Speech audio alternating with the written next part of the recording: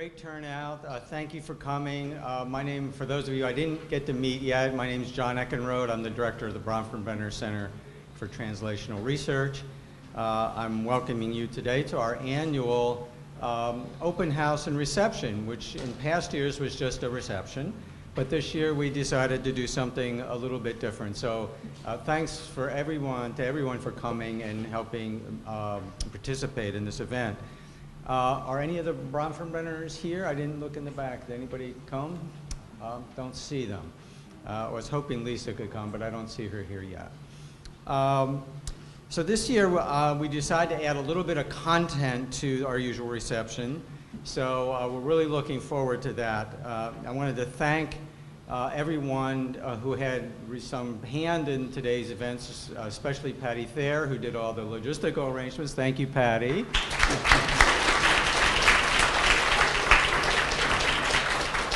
I also want to thank our panelists who will be introduced to you shortly, but I wanted to thank them for taking time out of their busy schedule to help us reflect on Yuri's life and legacy here at Cornell. We thought the timing was right to do this kind of event, this kind of panel, because one, as a country, we're celebrating the 50th anniversary of the Head Start program.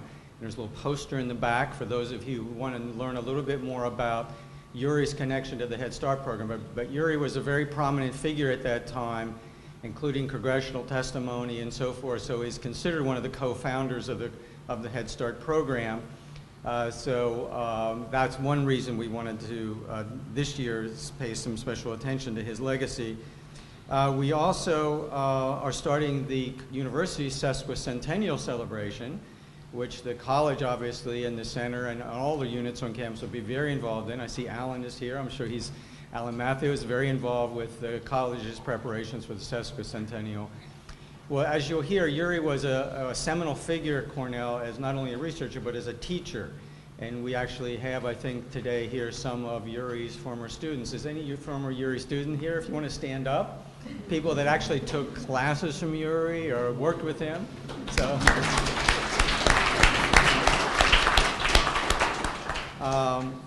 And then I think thirdly, a little sadly actually, we note, some of us old-timers note from time to time that the current cohorts of students and even faculty and staff that come into the university and even into the college or even into human development don't know much about Urie Bronfenbrenner, or maybe have never even heard of Urie Bronfenbrenner, which we think is a sad sort of commentary. So part of what we want to do with this is to help rectify that knowledge gap a little bit by introducing Yuri and get them curious about Yuri and his work, especially for our younger students, our new students, and new faculty and staff.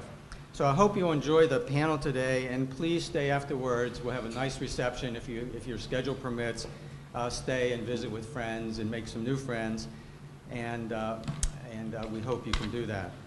Now, in a minute, I'm going to turn the podium over, or turn the mic over to Steve Hamilton, Professor Steve Hamilton, who many of you know, who will introduce and moderate this conversation. Many of you know Steve, but let me just take this opportunity to briefly recognize Steve for his years of service at Cornell and to the center, and for the major impact he has had on the field of youth development. I do this here because this is Steve's last year as an active Cornell faculty member. He will be retiring from Cornell at the end of the academic year, not to rest on his laurels or sit back and not do anything, but actually he has a very exciting road ahead of him.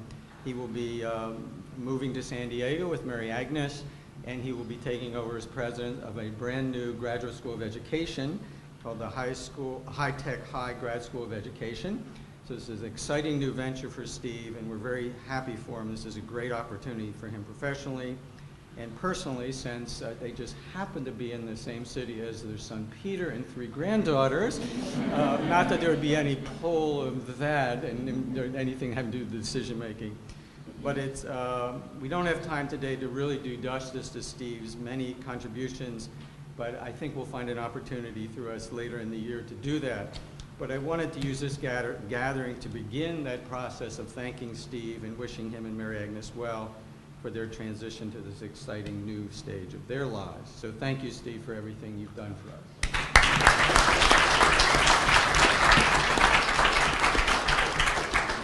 With that, I'll turn it over to Steve. Right. Thank you very much, John.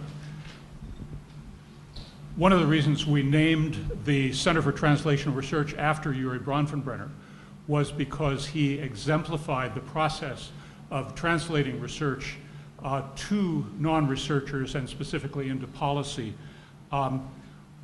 Once when he was testifying before a Senate committee, one of the senators asked him, Professor Bronfenbrenner, in all of your many studies, what have you learned it takes to make a well-functioning human being, and settled back to listen to a lecture.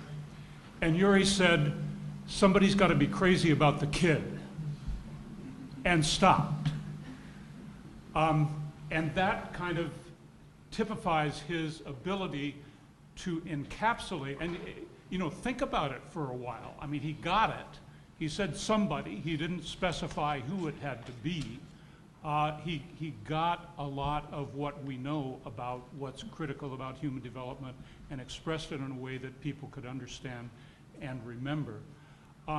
At his first retirement, he had two, there was a panel of people and someone referred to his natural ability to communicate with policymakers, and Yuri, again typical of him, jumped up. He didn't just listen to people, jumped up and said, no, it wasn't natural, I worked at it. Julius Richmond, who had been Assistant Secretary of Health, later Surgeon General, one of the co-founders of Head Start, he said, Julie Richmond coached me in how to do that. I worked hard in figuring out how to communicate with policymakers. And it was an important reminder, and Gary may actually talk about this in his teaching. Yuri was a musician as well as a scholar. He was a dual major when he was an undergraduate at Cornell in music and psychology, and it was a reminder that those things that seem easiest are those that are most practiced. And those were the two things that I thought I would share with you as an introduction to this distinguished panel, whom I am not going to introduce to you. Please go on the website if you'd like to know more about them, because I could spend the next hour telling you about their accomplishments. I'm going to have them go in order of seniority at Cornell, which means the amount of time that they had to spend with Yuri, and start with Steve Ceci. Thanks, Steve, and thanks for inviting me. I came to Cornell in 1980, and Yuri had just published his book, The Ecology of Human Development. And he and I began what turned out to be a multi-decade collaboration, but it was more than a collaboration. I mean, I loved Yuri. Yuri was like a father to me. And like my own father, he drove me crazy. I wish we had a lot of time because I could share some stories that, in retrospect are funny, but at the time they really, really drove me crazy.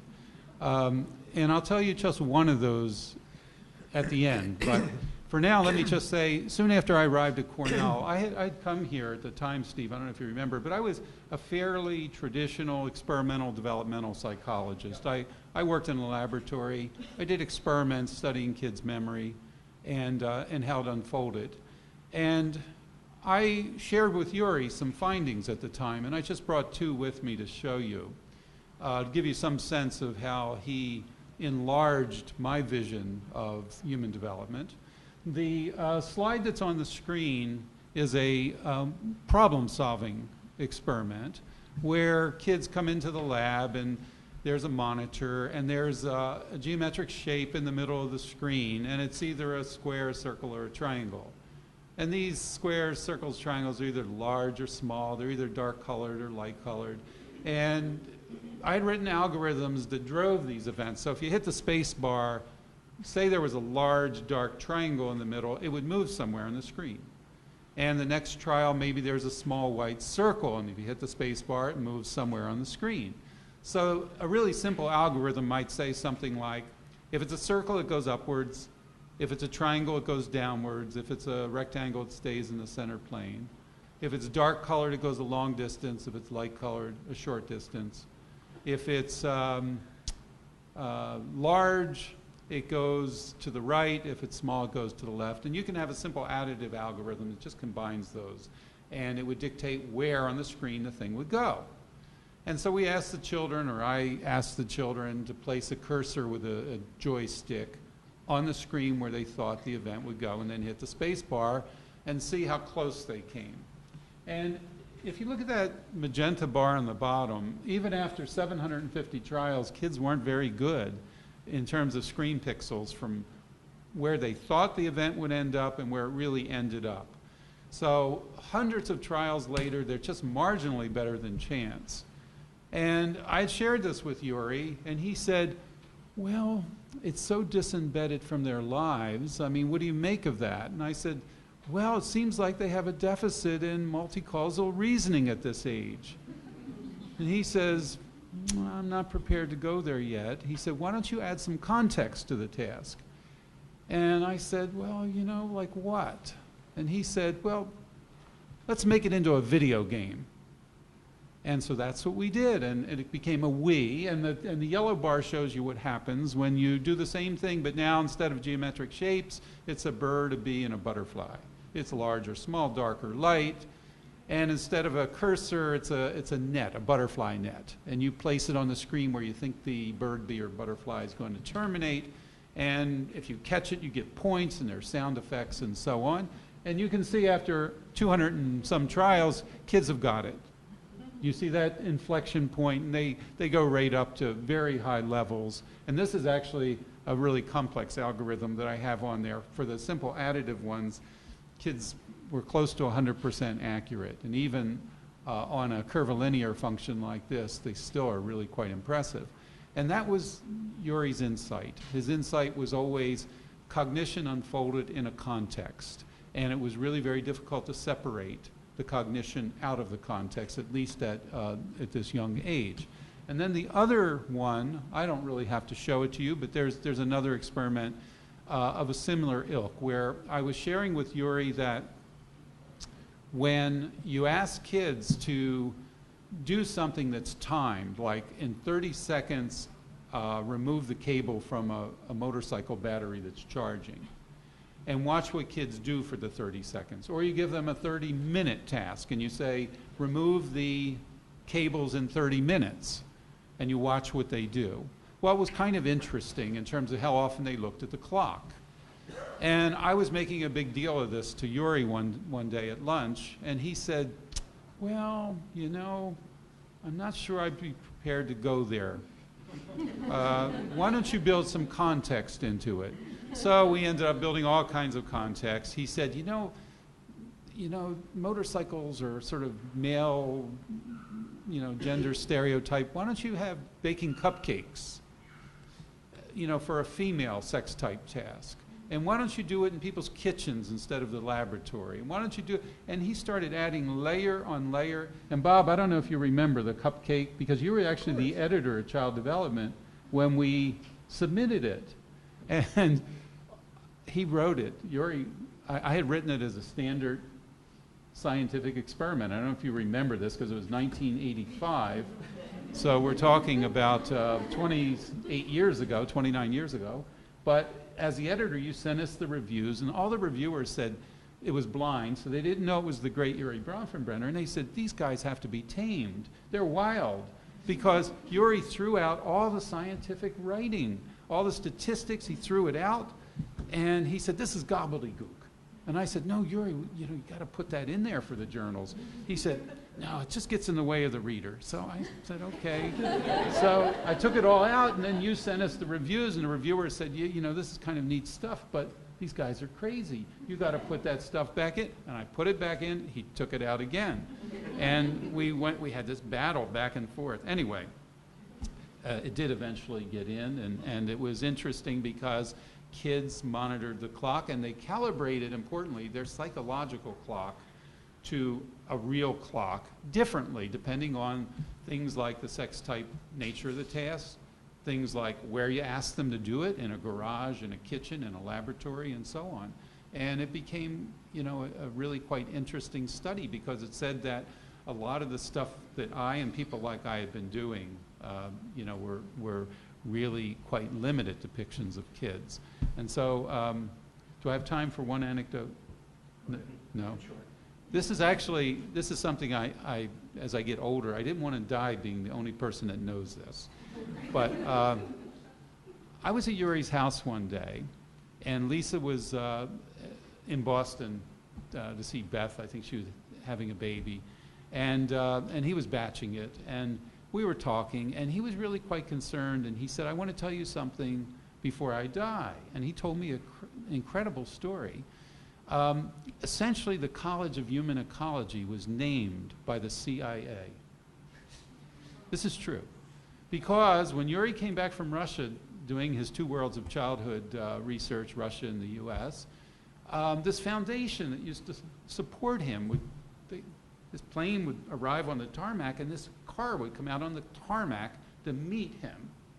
And how they got on the tarmac, I don't know, you know, but obviously they had some pull, and they would say, Professor, what did you find out in Russia this time? Or in the Soviet Union? And he would tell them. And anyway, one day, Corson, the president of Cornell, called Yuri and said, I really need to talk to you. And Yuri said, I'll come over. And he said, no, I'm coming to your office. And he came to Yuri's office. And he said, you know, if any of my faculty are taking money from the CIA, I want to know about it. And Yuri said, yeah, well, I don't have money from the CIA. And he said, well, who do you think this Foundation for Human Ecology is? And Yuri said, that's the CIA? Because they've been funding all this work he had been doing in the former Soviet Union.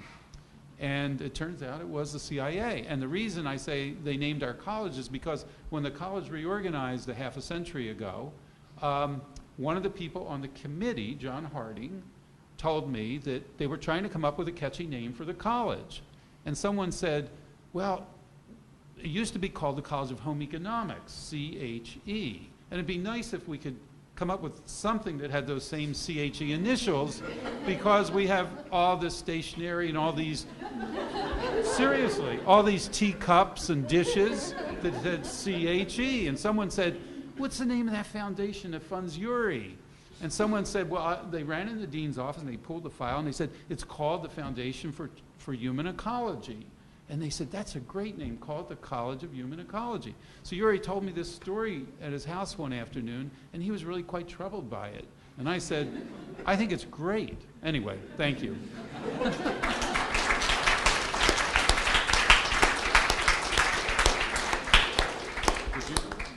Can you top this, Elaine? No one can top that.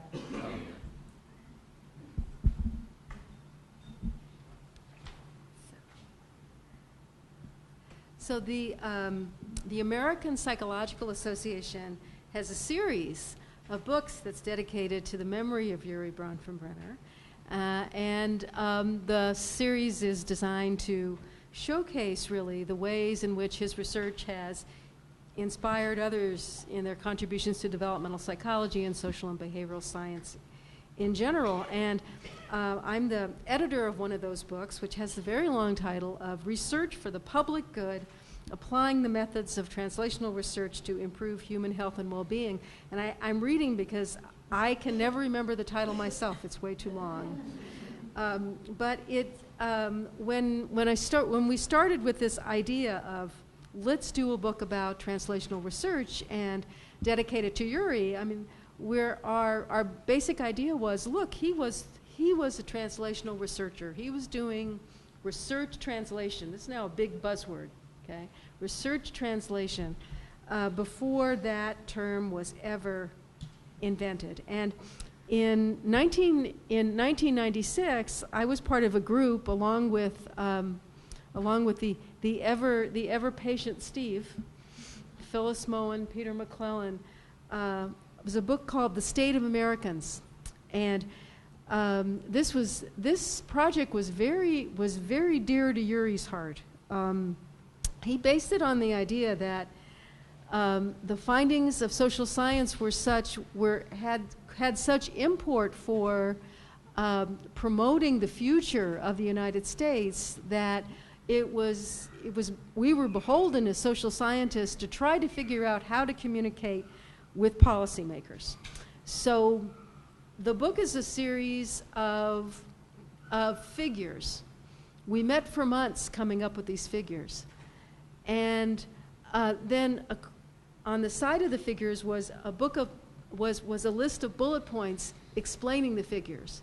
It seems like we met for years trying to boil down the bullet points to where Yuri was satisfied with the brevity and the succinctness of the message. He said that, you know, when a policymaker, someone opens this book, okay, that first bullet has to hit them. It has to make them understand a particularly important finding and also know how to apply it in practice. This is the policy that would be followed by that. Now, of course, this was a very ambitious book, and I think we still owe the publisher for the advance. Okay? So that sort of tells you what I'm going to say next. This was a few steps were left out in translation in this book, but you know, it was the 1990s, and we were still trying to work our way toward, and still are actually at this point, trying to work our way toward communicating with policymakers with the findings that we think are the most important, and using those findings to press toward a policy solution, or at least a policy approach. So, I mean, Yuri was way ahead of his time. He wrote that behavioral scientists need policymakers more than policymakers need behavioral scientists. It's probably another explanation for why we still owe on that book to the publisher. His work, he hammered on context. He argued with us strenuously for hours about how we were documenting things. Apropos to one of Steve's stories, I was in charge of a chapter about crime, and I'm a sociologist, not a psychologist. And you should have seen the footnotes I had in my first version. Okay, said no. I would say, Yuri, I'm a sociologist. If I don't explain what this refers to in great detail, I'm going to get 100 letters from my colleagues that I'm interpreting this data wrong. And he said, oh no, don't bother about that. And he kept taking it out, and I kept putting it back in, and he kept taking it out, and he putting it back in. And when I got the book, it had been taken out again. And within a week, after the review in the New York Times, I got 100 letters from my colleagues. But anyway, that may tell you something else too about the distance between social science and the attempt to communicate clearly. It's very interesting. So I've actually spent a lot of time since then sort of trying to think how we could have done all this better, and my approach now is really to sort of try to, in my head at least, adapt Yuri's ecological model with some jiggering of it to understand what the process of translational research is. But it really goes back, as Yuri said, to be able to communicate clearly what people want and what people think, what the real situation is. There's nothing that beats interviewing people. There's nothing that beats the great anecdote, particularly with a policymaker. But to get to that great anecdote, to understand what that great anecdote is, you have to understand the systems that people are interacting with. For example, a question of importance to the center that I co-direct, that's the Cornell Roybal Center, is to understand older people and how they perceive and manage their pain. And it's really not just a matter of how a woman thinks her pain affects her and how severe she thinks it is, but you also have to understand how she interacts with others. You have to understand her beliefs, what she thinks about is going to cure her pain. Okay? If she thinks that she makes her arthritis worse by exercising, no matter what her doctor says, she's never going to start exercising. Okay?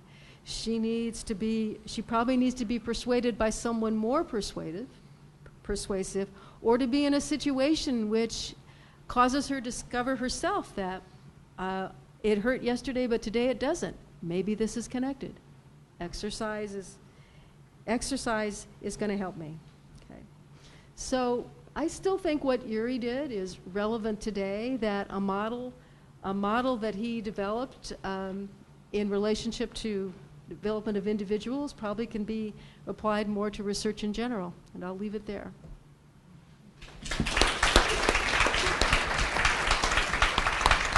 Do you need me on the mic? Patty, do I have to be on the mic or can I move around?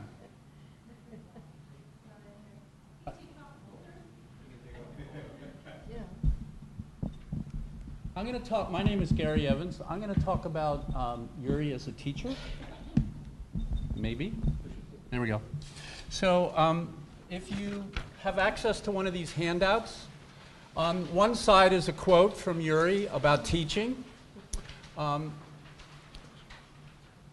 Like several other people in this room, I had the privilege to be a student of Yuri's. I took a class with Yuri, actually while I was a faculty member. And then as part of an activity that he and I did for a year, I actually taught a class with Yuri, and then he invited me to teach it again. So I taught twice with Yuri, and I was a student in one of his classes. So I thought what I might do, and those of you who had Yuri will know why I wanted to stand up instead of sit. But one of the reasons that I thought it would be interesting, instead of talking about Yuri, I thought I'd try to actually show you a little Yuri. So the quote on the front is a quote about Yuri actually did some writing. I don't believe he published any of it, but he did some writing about teaching. If any of you are interested in that, I'd be happy to share it with you. But I thought I would actually try to demonstrate. So if you turn to the other side of the handout, you see a graph at the top, and then proposition 1 is actually got misprinted, but that's okay. It's the paragraph under the graph is a proposition from Yuri's ecological, bioecological theory of human development. So take a look at that, that paragraph, which is proposition 1. In other words, the paragraph that's underneath, immediately underneath the graph. Just take a look at that for a second.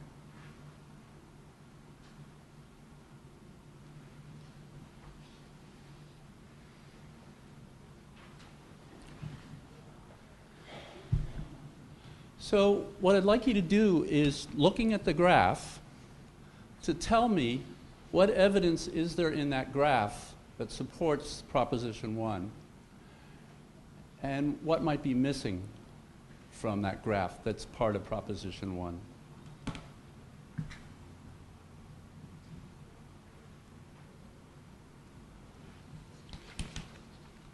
No takers? This is the way that Yuri taught. So Yuri would, as you could tell from the quote on the front, prepare meticulously. He actually wrote out notes of what he was going to say, examples, graphs, materials that he was going to use to engage students. The class that I took from him and that I taught with him, he had taught at least 20 times. He still rewrote the notes, redrafted the plan for each class. And what he would then do as part of that class was try to engage students into problem solving. Because we don't have enough time to do proposition 2, I'll give you a little homework. Okay, so I told you what the question was for proposition 1. Your homework for proposition 2 is to tell me, is there evidence for the contextualizing of proximal processes? In other words, basically do these other things like characteristics of the person, the setting time, do they make a difference in how the proximal process plays out? That's sort of a colloquial way to say what Yuri's saying here more eloquently. And then if so, does it matter whether it's a personal characteristic or a contextual characteristic? And if you really would like to get an A in the seminar, tell me whether it matters if it's a good process or a bad process. Thank you very much.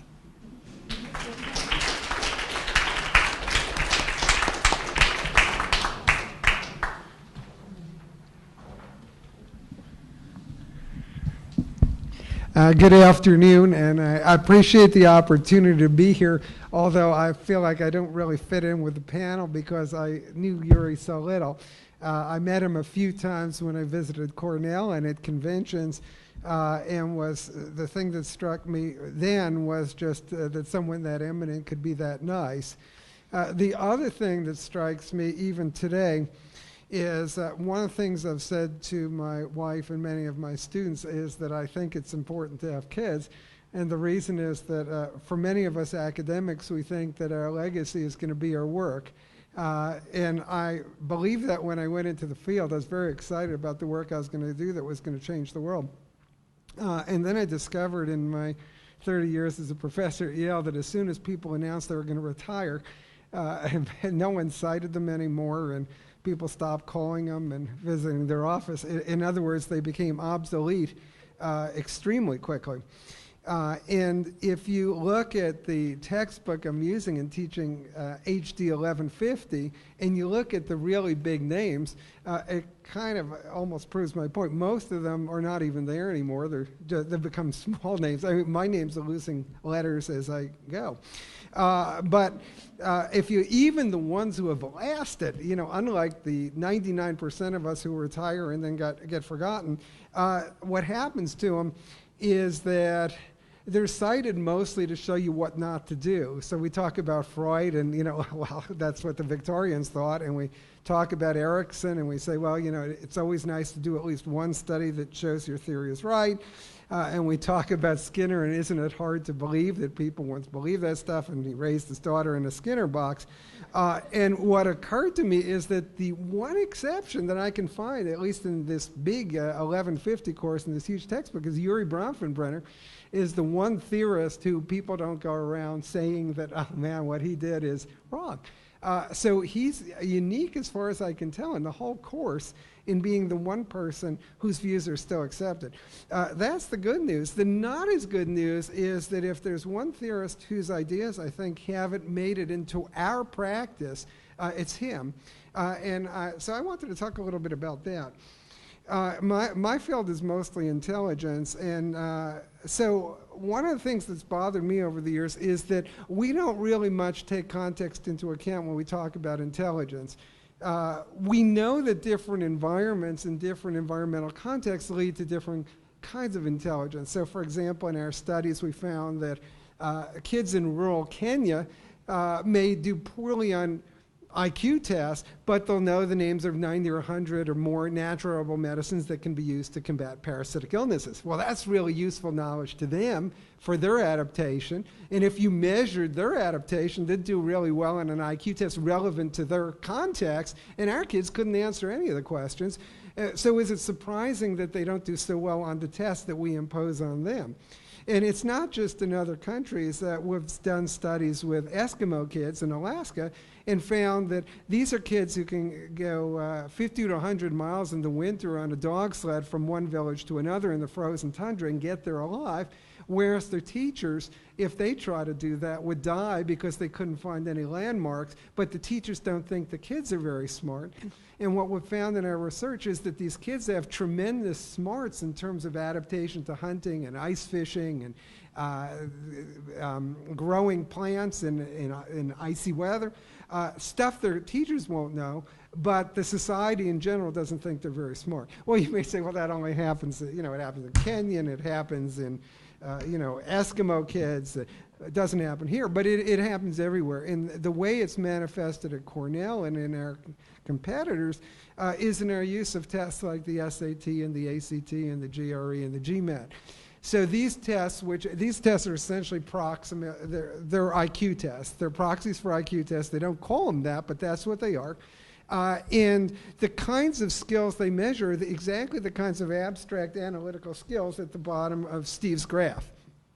And one of the concerns I've had is that if you look at kids who grow up in challenging environments, either inner cities or very highly rural environments, and you ask what do their parents believe it means to be smart, and what we've found in our studies is they don't mean the same thing as many of us might mean.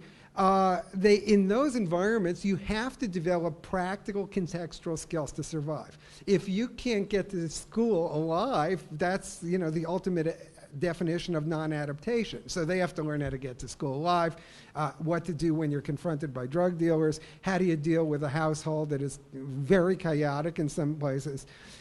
So they're growing up in different environments.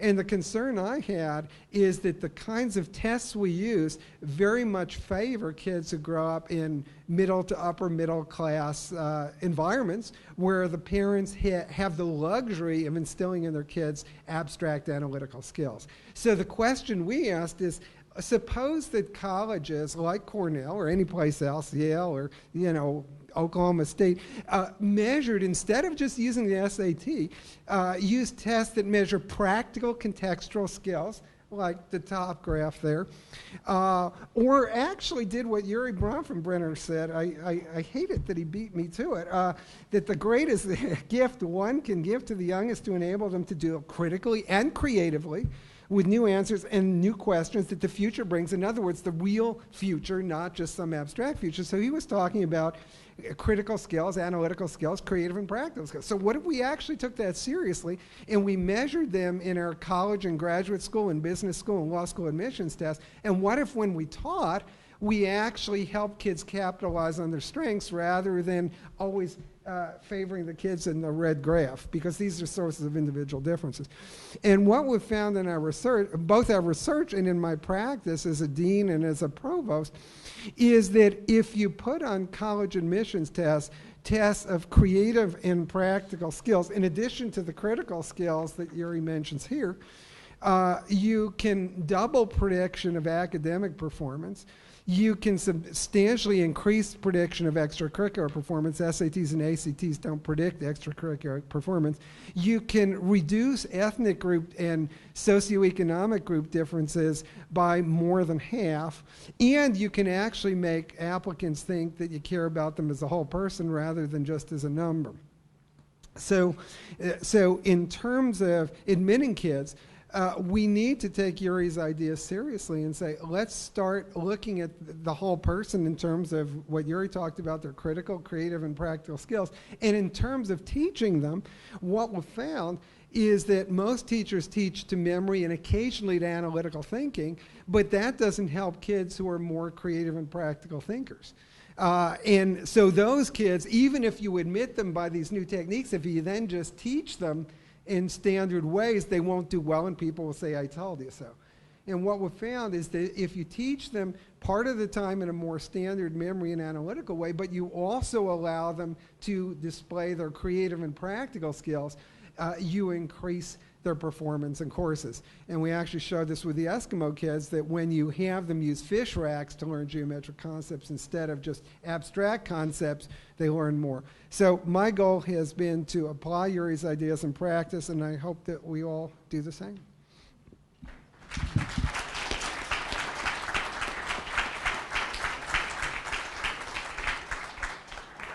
We're going to take a few minutes to talk among ourselves in your presence and then open it up to the audience. And I want to begin that by picking up on Bob's comment about influence and continuing influence, commenting first that we wanted Bob here as not because of his long acquaintance with Yuri, but because of the fact that his arrival here represents a continuation of Yuri's concern about the ecology of human development. Gary made the point as we were walking up to the building this afternoon that one of the ways that scholars can influence public policy is by teaching the public policy makers of the future, and then demonstrated how Yuri did that. And I gave him an example of that when Janet Reno was on campus a few years ago as a visiting professor, she said, Janet Reno, former Attorney General of the United States, she said, people have often asked me through my career how it is that I am as concerned and knowledgeable as I am about children and families, being a chemistry major at Cornell and a lawyer. And I always tell them it's because I took Human Development and Family Studies 115 with Professor Urie Bronfenbrenner.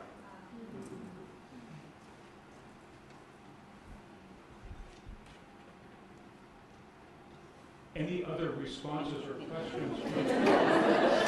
Yeah, actually, I think all of us have these kind of anecdotes, but I was in Yuri's office once, and Jerry Jones, his assistant, came, knocked on the door, and we had a couple students in there who were working with us on something, and she said, Vice President Mondale's on the phone, and he said, would you ask Fritz to call me back later? I'm with my students. It's true. Yuri prioritized students over everything. There was never anyone who was more impressive or more interesting or engaged Yuri more than students. One day I was walking out of MBR, and I saw him in the stairwell. He was walking up, and he had this big plaque or trophy or something, and I hadn't seen him in a few days. And I said, what's that? And he said, oh, some guy in Boston gave me this. And I said, what'd they give it to you for? He said, my work. And I said, who was it? He said, I don't know. He said, but I had the most marvelous conversation with the ambassador from France. He was also getting an award or something. And you know, in France, and he went into all this business about child care in France and so on. And as he's telling me all about this, I look on the plaque and it says, to Urie Bronfenbrenner, the recipient of the first Bill Cosby Award. And I said, the guy who gave you this, was he African American? He said, yeah. And I said, was his name Bill Cosby? He said, I think that was it. That was Yuri. I mean, he really was, he was, to say the least, he was orthogonal in popular culture. How old was that? Old.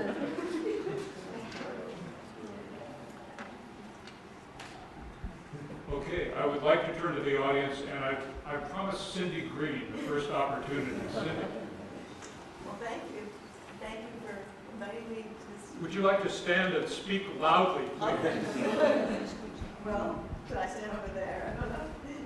I Or appreciate we could bring, someone could bring the mic to you. I didn't realize it was going to be like that. Very good. It's a big room. Oh, okay. Well, thank you so much. I really appreciate being able to be here for this, for me, most very special event. I was an undergraduate. Not most of the students that work with Yuri were graduate students.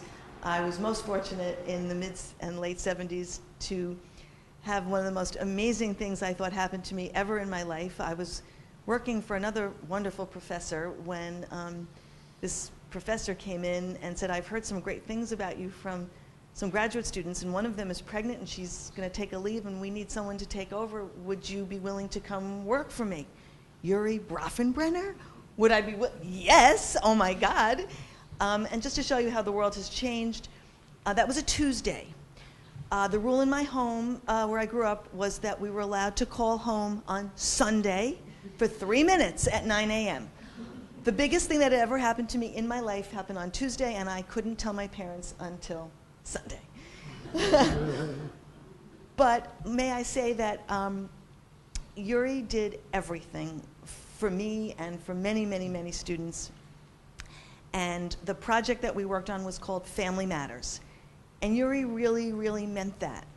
He believed it in every aspect of his life, beginning with his own family, which was the most important aspect of his life, his wife, Lisa, who I thought would be here, his children. And may I explain to you why I believe he went to get that award in Boston? Because Yuri was invited to be a speaker. Probably he could have done 3 speeches a day, 365 days a year. He turned many, many of them down. He did many of them. He always took every speech in Boston because he had children there and he would get to see them. Anything he could do in Boston, he did. But he lived this idea of family matters, not just with his own family, but with all of us students. We were his family. He took us in. When he said, somebody's got to be crazy about that kid, what he, I believe, meant, and I think what he believed in his, both personally and his research, was that the most critical factor that accounts for happiness and success in life is feeling strongly self-confident and having strong feelings of self-worth. And he did everything he could to make each of us have that on a daily basis. And it meant so, so much to me. He really launched my career. I will share with you that because of what Yuri did, I decided to go into public policy. He was very angry with me. He thought I was going to follow him in his footsteps, and he was really mad. And in fact, when I told him I thought I wanted to go to this place, this university in Boston, called something like Harvard, he was not happy. And Jerry Ziegler was the dean then, and he was not happy. And the next time, unbeknownst to me, Yuri went to Boston to see his children and give a speech. He actually went on a tour of the Kennedy School so that he could come back and substantively discuss this with me. This is the kind of guy he was, okay? Anyway, he launched my life, my career. He always made me feel like I could do anything. And that meant the world to me. And I've always loved all his work. I cherish the book that you mentioned that he wrote. He inscribed one of them to me. I look at it every day, and I hope everyone here has that kind of experience, either with another faculty member, or if you're a student, or you've had something and you can think back on who really mattered to you. Family Matters was really it for many of us. So thank you. Thank you.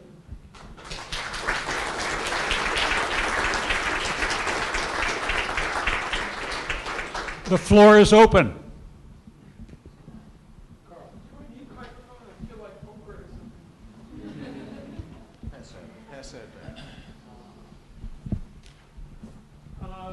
Thanks, and I promise I do have a question, but I can't resist saying that when I arrived and got to know Yuri, he was effusively friendly to me and asked me a lot about my work. I realized after 3 months he thought I was my brother, who's an eminent, also psychologist, but we got over that. The question I have is, I know that everybody on the panel is very much involved in one way or another with the relationship between research and real life situations. And I know, Steve, when you talked about like Yuri's work and Bob, that it was much more controversial, that there was much more of a sense that people should be simply pursuing basic research careers, and now we've moved into this idea of translational research. I wonder what you think of how Yuri would feel about the current situation. Like, in terms of Bob's comments, I wonder if one reason why he's so there is the world's caught up with his original views, that, that now there is a much stronger sense that people do have to translate and do research in real world settings. So I'm curious, it strikes me he would be happy about some aspects of the current situation. And curious what you think about that, how he would relate to this translational research world and similar issues.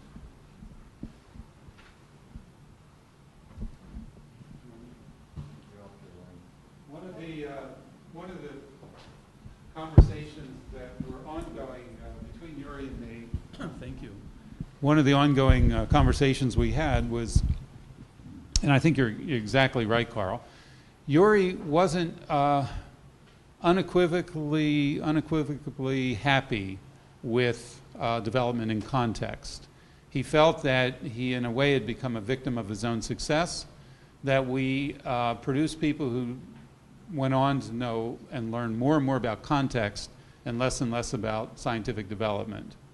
And so we had this conversation dozens of times where he would say, I really feel like there's something missing, that people are becoming experts in context and they've forgotten about development.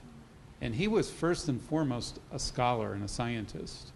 And as those of you in the room who knew him, a really astute thinker. And he was constantly probing for causal mechanisms and tying things to theory and using theory to generate hypotheses that you could falsify.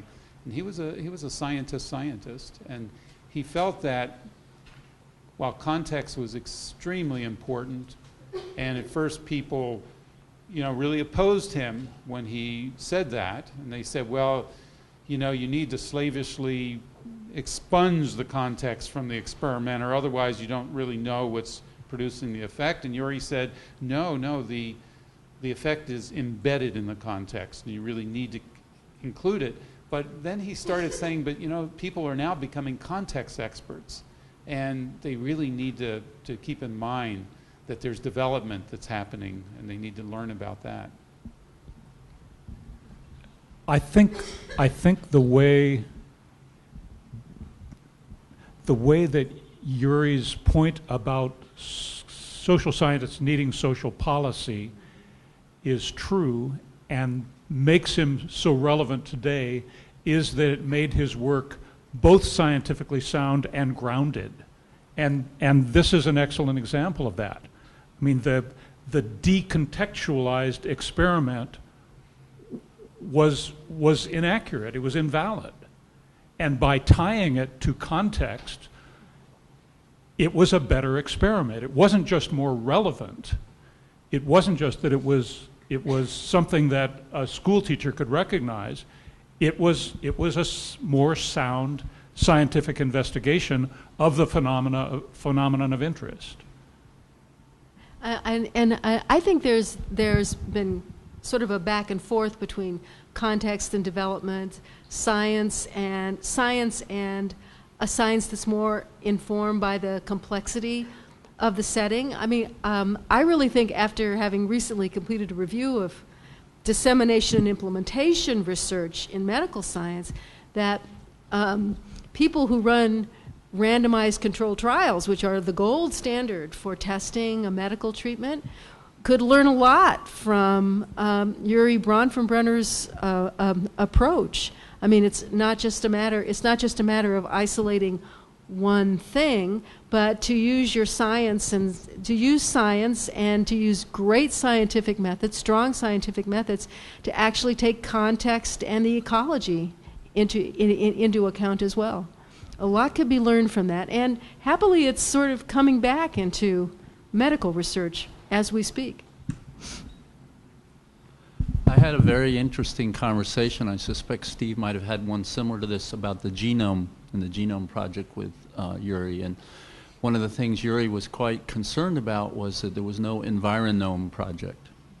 And what he meant by that is we operationalize and we explore in incredible detail and spend lots of money to sort of unpack the biological, but we don't have a comparable understanding or commitment to understanding what are the relevant dimensions and characteristics of settings, as well as the sort of stochastic properties of those settings. One of the things that Yuri got more and more interested in over time was time, and the whole notion that as these proximal processes, these exchanges of energy between people, objects, and symbols around them in their micro settings, that time was a really poorly understood phenomenon, at least in the social sciences and even within developmental psychology, which of course is rather ironic. So he was getting very interested in this whole role of time and the temporal aspects of how that could alter and change both the unfolding of time as these processes occurred, when in the person's lives they occurred, how long they occurred, how regularly they occurred, or how unpredictable they were. Can I make a comment?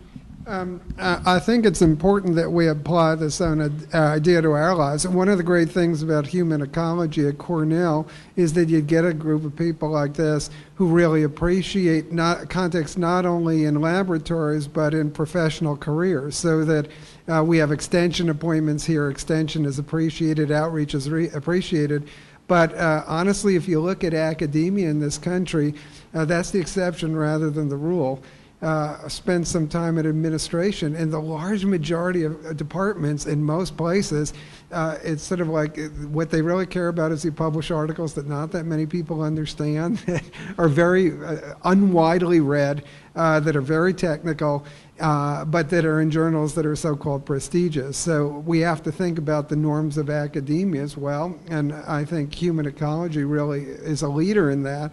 But it's not typical of academia to promote context as much as we all believe it should be promoted. Any other questions or comments? Can I say one other thing I forgot to say? Sure. Which was that when I was saying that Yuri really embodied family matters, what he did with his students was he made us part of his family. Literally on a weekly basis, we were invited either to dinner in his home. We went to every park and had, afternoon events on the weekends. We were all a big family, and that made such a difference for so many of us in our experiences as Cornell students, both undergraduates and graduate students. I don't know if any of you do it, but I hope you think about making families out of your students, because it really went such a long way. I won't keep you long. I couldn't contain myself. My name is Darrell Scott, and I'm the Director of Admissions Student and Career Development in College of Human Ecology, and celebrated my 25th year last week in the college. But why this is important to me, I just sat here and looked at this. I will also be celebrating my 54th year of life in December. And I was a Head Start kid, and I must have been around the first. As I look at this, and I remember going, I don't remember my first day of kindergarten, but I remember my first day at Head Start, because it was my birthday being so late in the year. It's the end of December, and they said you couldn't enroll. My mom rushed me down to school, and they said, he's too young, you can't enroll him yet. And she said, well, he's not coming back home with me. And I've heard about Head Start, and she invested an extraordinary amount of time and effort and energy in my education and my brothers as well. And Head Start was, she heard about it, she knew about it, and I remember her running away very quickly as they enrolled me and left me there. And the experience through that, mostly I remember the names and those things, but I remember the play, and I remember the conversation and the people who were there to what just felt like care and tend to us. But I remember how it transitioned me into the kindergarten and the first grade and what I held. And I was apparently problematic in school because I would work very quickly. As you talked, I remember some of the exercises we did in Head Start. Well, they didn't seem like them, we were playing. But I was the only child that stayed in that school from Head Start. I don't know where they all went, but I moved apparently really quickly, and I finished my work really quickly, and as anybody who knows me, I talk a lot. And so I was a trouble kid, and so they sent me to private school, I did all this stuff, and what have you. And I wound up here in 1989. I remember Brenda Bricker, who was here, who hired me, and met Patty, and moved me around the college in the interview process, and said, oh, Urie Bronfenbrenner was here. And I hadn't held the name. I know I had heard it. But as I met Phil Scoggins and a whole host of people, I was introduced to Yuri. But didn't meet him until, actually what came to be the year before his death. And there was a party in the college, and it might have been one of his retirement parties. And he wasn't holding much memory. And I had to find him, and I introduced myself, and I said, I'm Darrell Scott, I work here in the college, and I was in Head Start. And he was sort of a one, but he grabbed my face and he said, you're one of my babies. I must have heard it with my beard. It was one of the most moving things that had ever happened to me in the college, and when you talk about the work in admissions, all of my work has been informed by the experience that I had as a child of color, as a person who moved through, as a parent who make room to invest in themselves, and all that she did from the beginning, that I was, you know, when Sedlacek's work came out, it informed everything about non-cognitive work. I found the college, actually the college found me.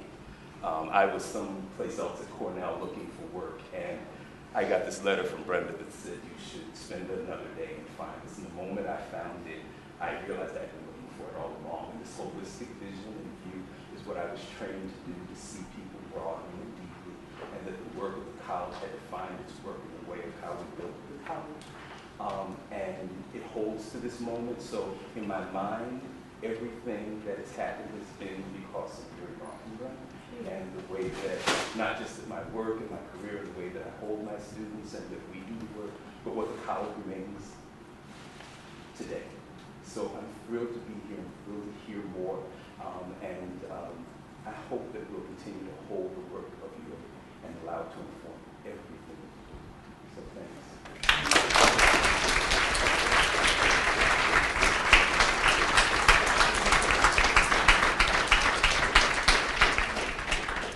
Well, that was great. Well, thanks again to our esteemed panel, and I hope this gives people a little flavor who didn't know Yuri very well of why we wanted to carry forward his legacy and his name in the center, and what we at least aspire to as a center and as a college. And I hope we can meet all of you and that you'll get involved with what we have to do. We have a great event next week. Actually, the annual Bronfenbrenner lecture is next week. Rich Lerner from Tufts University will be here. I hope any of you who can make it, please come. It really promises to be a great event. So I hope to see you there. But for now, please join us for the reception in the back. And